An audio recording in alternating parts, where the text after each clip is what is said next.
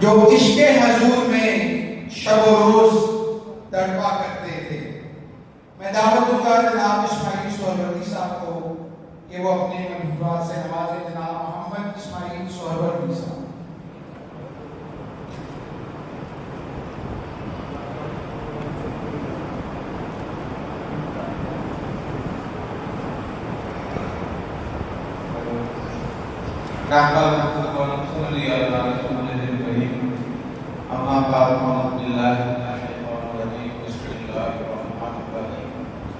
یا ایھا الانسان ما غرک بربک الکریم صدق اللہ العظیم. احباب نگہبان، سید فیض احمد سہروردی رحمۃ اللہ علیہ کا 45واں عرس مجھے ابراہیم حضرت صاحب نے حکم دیا کہ آپ نے جب عرس پر آنا ہے تو تھوڑی سی بات چیت کرنی ہے.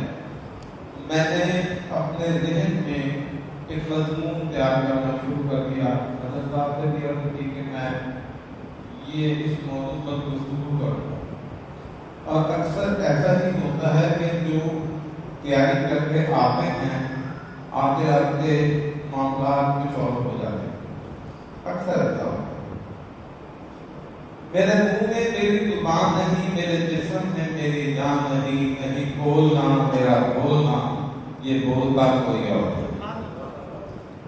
میں جب حال میں داخل ہوا مبشر سبحانی سہروردی، آپ نے بتایا کہ یہ 45واں عرس ہے اور ایک آیت پڑھی فاذکرونی اذکرکم واشکروا لی ولا تکفرون. تم میرا ذکر کرو میں تمہارا ذکر کروں گا. اور بعض مترجم جو ہے انہوں نے لکھا ہے کہ تم میرا ذکر کرو میں تمہارا چرچا کروں گا. اب جب یہاں یہ آیت سنی میں نے تو میں نے ذہن بنایا کہ میں آج کسی کے اوپر بات کر رہا ہوں. وہ جو راستے کی تیاری تھی، یہ جو پہلے سے ذہن بنایا تھا وہ تھوڑا تبدیل ہو گیا. انہیں کی بو مایا سمن ہے، انہیں کا جلوہ چمن چمن ہے. انہیں کی بو مایا سمن ہے، انہیں کا جلوہ چمن چمن ہے. انہیں سے گلشن مہک رہے ہیں، انہیں کی رنگت گلاب میں. وہ لب کے کلہائے ناز ان کے ہزاروں جھڑتے تھے پھول دن سے. وہ لب کے کلہائے ناز ان کے ہزاروں جھڑتے تھے پھول دن سے. گلاب گلشن میں دیکھے بلبل، یہ دیکھ گلشن گلاب میں. اب آپ اس کا جب اللہ تعالیٰ نے حضرت آدم علیہ السلام کی مٹی کا خمیر تیار کیا، حضور اکرم صلی اللہ علیہ وسلم کی حدیث ہے کہ میں اس وقت بھی تھا جب آدم کی مٹی کے خمیر میں تھی. جب خمیر تیار کیا تو ان کی پیشانی میں حدیث سے یہ ثابت ہے کہ اپنا نور شامل کیا. پھر فرشتوں کو کہا کہ ان کو سجدہ کرو. وہ سجدہ تعظیمی تھا، یہ یاد رکھیں. تو کوئی عبادت کا نہیں تھا، سجدہ تعظیمی تھا. ان کو سجدہ کرو. اب جن کو وہ نور نظر آ گیا وہ سجدے میں گر گئے. نور کس کا تھا؟ اللہ کا. اللہ تعالیٰ شاہ فرماتا ہے قرآن پاک میں میں نے بھیجا اپنا نور، تمہاری طرف بھیجا اپنا نور. وہ نور جو تھا وہ اللہ ہی کا تھا. اب جن کو وہ نظر آ گیا وہ سجدے میں گر گئے، جن کو نظر نہیں آیا وہ اکڑ گیا، اسے اپنی عبادت میں پڑا. اس کے اچھا نظر کیوں نہیں آیا؟ اس کو وہ مٹی نظر آ رہی تھی. اور یہ روایت آج تک چلتی آ رہی ہے. جن کو نور نظر نہیں آتا وہ بولتے رہتے ہیں محبت میں، جن کو نور نظر آ جاتا ہے وہ اکٹھے ہو جاتے ہیں، وہ سنا لیتے ہیں. تو جب وہ حالانکہ جو ابلیس ہے یہ فرشتوں کا سردار تھا. اب آپ ذرا ایک چیز نوٹ کیجیے، اللہ تعالیٰ کی حکمت دیکھیے.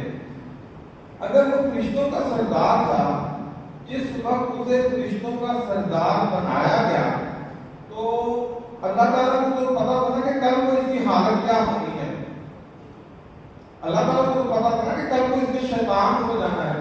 لیکن پھر بھی اسے فرشتوں کا سردار بنایا۔ اب آپ حیران رہ جائیں گے کہ ابلیس اس نے اتنی عبادت کی تھی کہ شاید کائنات میں خشخاش کے دانے جتنی بھی جگہ نہیں جس نے اس نے سجدہ نہ کیا۔ اب آپ اندازہ کریں اتنی عبادت کرنے والا، اللہ اللہ کرنے والا، سجدے کرنے والا، جب اس نور کو پہچان نہ سکا تو اگر گیا سجدہ نہیں کیا، کیوں؟ تکبر میں آ گیا۔ جب تکبر میں آ گیا تو وہ اس کے اندر میں جو تھی اس نے اس کا بیڑا غرق کر دیا اور اس کو فرشتے جو تھے وہ سجدے میں پڑ گئے اور وہ اکڑتے رہ گیا اور آج تک جو ہے وہ لعنت کا حقدار نہیں رہا۔ تو یاد رکھیے کہ یہ جو نور کی پہچان ہے یہ بھی اللہ تعالیٰ کی طرف سے ایک خاص عطا ہے۔ اب وہ نور جو ہے اللہ کی نام کا بڑا معروف شعر ہے، تیری نسل پاک میں ہے بچہ بچہ ڈھونڈا۔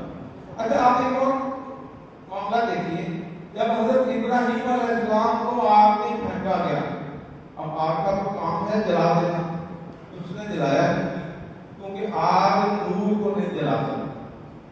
اور یہاں مجھے ایک اور خوبصورت بات یاد آ گئی، سید کلندر علی سورتی رحمۃ اللہ علیہ کے پاس ایک شخص آیا، کہنے لگا جی کہتے ہیں کہ سید کو آگ نہیں چھوتی، آپ نے فرمایا یہ میرا کرتا لے جاؤ اور اسے آگ میں پھینک دو، اگر جل جائے کہنا سید لکھا دوبارہ یہاں پہ نام اندازہ کیجیے، اب میرا کرتا لے جاؤ آگ میں پھینک دو۔ اور آپ کو ایک واقعہ آپ نے سنا بھی ہوگا، پڑھا بھی ہوگا کہ ایک صحابی تھے، وہ یہ روٹی والا کونا جو کپڑا ہوتا ہے وہ سے ہاتھ صاف کر کے یا جو کرتے تھے آگ میں پھینک دیتے، وہ دوسرے صحابی کہنے لگے یہ آپ نے کیا کیا؟ نے اس کو آگ میں پھینک دیا، سوری حضور صلی اللہ علیہ وسلم نے اس کپڑے سے ہاتھ صاف کیے تھے، اس کو آگ میں پھینک دیا۔ تو ان کا یہ کیا کیا؟ کہنے لگا تو حضور صلی اللہ علیہ وسلم نے ہاتھ صاف کیے تھے نا، یہ جلے گا نہیں، لیکن آگ کی وجہ سے اتنی چکنائی وغیرہ ساری سے ختم ہو جائے گی۔ یہ ہے نور کی پہچان۔ ہم اس ہستی کے اس میں شامل ہیں، تیری نسل پاک میں ہے بچہ بچہ نور کا، تو ہے اے نور تیرا سب گھرانہ۔ میں نے آپ کو بھی کرتے والی بات سنائی، وہ بھی یہی ظاہر کرتی ہے کہ تیری نسل پاک میں ہے بچہ بچہ نور کا۔ پچھلے اس پر میں نے ایک منقبت کے چند اشعار سنائے تھے، آقا تیری بزم کا منظر سبحانہ یاد ہے، تیرا اٹھنا بیٹھنا آنا جانا یاد ہے۔ اچھا اس آنے جانے کو میں بھی الحمدللہ مبشر صاحب کہہ رہے تھے کہ یہاں حال میں کچھ لوگ موجود ہوں گے جنہوں نے سید فیض احمد سہروردی رحمۃ اللہ علیہ کو دیکھا بھی ہوگا، ان کی محفل میں بیٹھے ہوں گے اور ان کا جو کہہ رہے کہ ہم جب سید فیض احمد سہروردی رحمۃ اللہ علیہ کا ذکر کرتے ہیں تو حاجی خالد صاحب جو ان کے مرید ہیں یہ بھی ان کی رحمت کی شفقت کی نظروں کی عکاسی کرتے ہیں۔ ان سے آپ سید فیض احمد سہروردی رحمۃ اللہ علیہ کا ذکر کریں، یہ ذکر سنتے ہی کی آنکھوں میں آنسو روا ہو جاتے ہیں۔ اس منقبت میں نے ایک شعر سنایا تھا، خاموشی ایسی کہ جس میں ہو ہزاروں جان فدا، خاموشی ایسی کہ جس میں ہو ہزاروں جان فدا، سائروں کو ایک نظر سے مدعا سنانا یاد ہے۔ مجھے سید کلندر علی سہروردی رحمۃ اللہ علیہ کی حاجی شریف صاحب سہروردی رحمۃ اللہ علیہ یہ واقعہ سنایا کرتے تھے کہ ہم بیٹھے ہوتے تھے تو حضرت صاحب کے چہرے کی طرف دیکھتے رہتے تھے کہ کب ہماری طرف دیکھیں۔ اب سارے ایسے دیکھتے تھے تو حضرت صاحب کچھ لکھ رہے ہیں کچھ کہہ رہے ہیں تو ایک نظر ایسے ڈالتے تو سب کو ٹھنڈ پڑ جاتی۔ اچھا مجھے اعلیٰ حضرت کی کائنات کا ایک شعر اور یاد آ گیا، بڑا زبردست شعر ہے، آپ بھی محفوظ ہوں گے۔ قسمت میں لاکھ پیچ ہوں 100 بد ہزار کٹ، قسمت میں اب میں اس کی وضاحت نہیں کرتا ہوں، قسمت میں لاکھ پیچ ہوں 100 बल हजार का पेच, जिसको टाइट कहते हैं। किस्मत हालात ने कितना भी टाइट किया हो, किस्मत में लाख पेच 100 बल, पंजाबी में कहते हैं वो बड़े बाल है। किस्मत में लाख पेच 100 बल हजार कर कहते हैं टेढ़ी, किसी चीज का टेढ़ा होना। किस्मत ने लाख, आपको अगर शेर पसंद है तो सुभान अल्लाह जरूर है। किस्मत ने लाख भेद 100 बल हजार कर, ये सारी कुछ तेरी एक सीधी नजर। आपका एक नजर करे सारे मामलात वो सीधे हो जाते हैं। ऐसा ही खामोशी ऐसी कि जिसमें हो हजारों जाफिदा, शायदों को एक नजर से मुद्दा सुनाना याद है। और सैयद फैज़ अहमद बरदी रहमतुल्लाह अलैह मैं कहता हूँ कि वो खुश इखलाकी का, सब्र का मंबा। यकीन कीजिए हम सब जितने यहाँ बैठे हैं, हमारा सबका इखलास एक तरफ, सैयद फैज़ अहमद बरदी रहमतुल्लाह अलैह का बोलना एक तरफ। यकीन कीजिए मैं मुबालगा का ऐसे काम नहीं ले रहा। आप जब बात करते थे तो वाकया ही ऐसा लगता था जैसे जुबान से फूल झड़ रहे हैं। और सुभान अल्लाह से अक्सर आप सुभान अल्लाह जी ये कह के बात शुरू करते थे। ये अनवर सुरवर्दी साहब बैठे हैं, आदिल खाला साहब बैठे हैं, सरवर साहब बैठे हैं। ये लोग जब जाते थे तो इतनी मोहब्बत वहां से मिलती थी। ये हजरत साहब नहीं कहते थे, ये अब्बा जी कहते थे। जो भी आता था सैयद फैज़ अहमद बरदी रहमतुल्लाह अलैह के मुरीदों में से, वह वो खवातीन हो, वह वो मर्द हजरात, वो उन्हें अब्बा जी कहते थे। और कभी तसव्वुर करके देखिए कि लफ्ज़ अब्बा जी जो है, इसमें कितनी मोहब्बत, कितनी चाहत, कितनी शफकत है। यानी आप महसूस करते हैं कि मैं जिस शख्स को अब्बा जी कह रहा हूँ, यही मेरे ऊपर एक हाथ है, यही मेरा जो है मेरी हिफाजत करता, मेरे इर्द गिर्द हसार है। और फिर एक बार बड़ा खूबसूरत वाक़या आपको सुनाता हूँ कि किबला फैज़ अहमद साहब रहमतुल्लाह अलैह, किबला शाह रसूल सुरवर्दी साहब रहमतुल्लाह अलैह, और बादियाँ ख़वातीन मरी गए। आपको ये भी बताता चलूं कि जो मरी जाना है ना, कि सैयद कलंदर सुरवर्दी रहमतुल्लाह अलैह से आप रमजान का पूरा महीना मरी रहते थे। वो हज़रत साहब ने हमें वो घर की वो जगह भी दिखाई थी जहाँ पे आप क़याम करते थे। तो खैर ये सारी फैमिली मरी गई।